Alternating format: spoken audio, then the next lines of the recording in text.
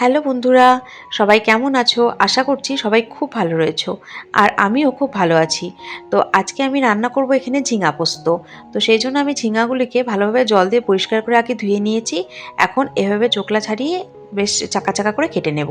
আর ঝিঙাগুলো এখানে আমি যেভাবে কাটছি, তোমরাও এখানে ঠিক সেভাবেই কাটবে, তাহলে ঝিঙা পোস্তটা খেতেও খুব টেস্টি লাগে।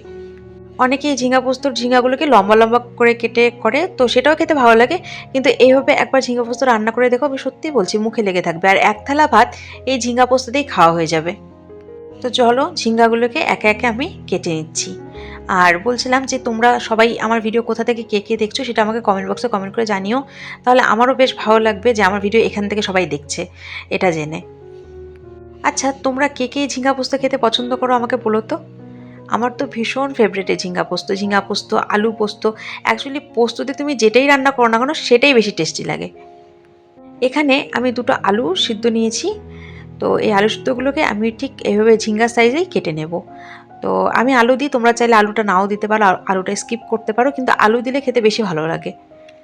আর স্পেশালি আমি আলু খেতে ভীষণ পছন্দ করি। তো সেই জন্য এখানে আমি আলুটা দেবো।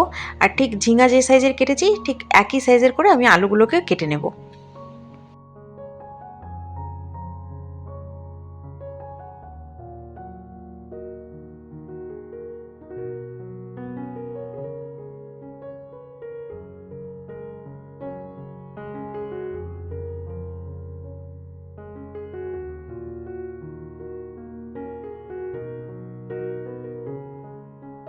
মশলার জন্য এখানে আমি নিচ্ছি বড় চামচে 2 চামচ পোস্ত। পোস্তটা আমি এখানে আগে শুকনো ঘুরিয়ে নেব।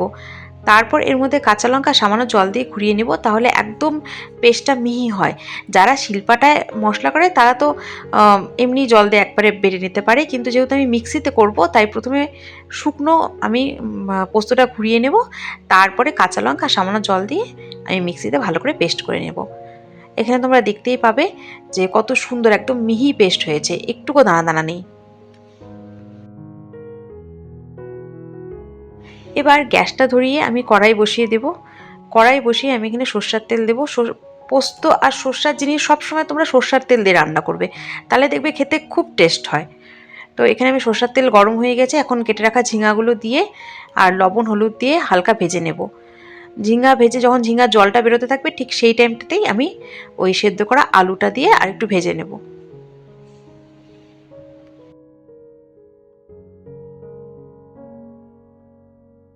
দেখো এখানে হালকা হালকা ওই ঝিঙার থেকে জল বেরিয়েছে, তো এখন আমি ওই সেদ্ধ করা আলুটা দিয়ে দিব, দিয়ে আরেকটু নাড়াচাড়া করে নেব। যেহেতু সেদ্ধ করা আছে বেশি ভাজার দরকার নেই, হালকা ভাজলেই হয়ে যাবে। তো এখানে আলুটা আমি ভেজে নিচ্ছি। এবার যে পোস্তর পেস্টটা করে রেখেছিলাম সেটা আমি দিয়ে দেব।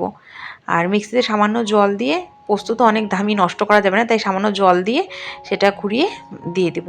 আর এক্সট্রা আমি কোনো জল এটার মধ্যে দেব না। দিয়ে আমি ভালোভাবে মিশিয়ে নেব।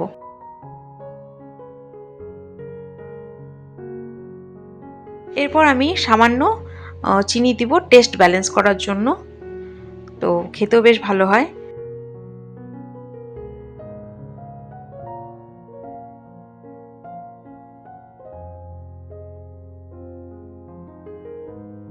এখানে আমাদের সর্ষা পোস্ত প্রায় রেডি।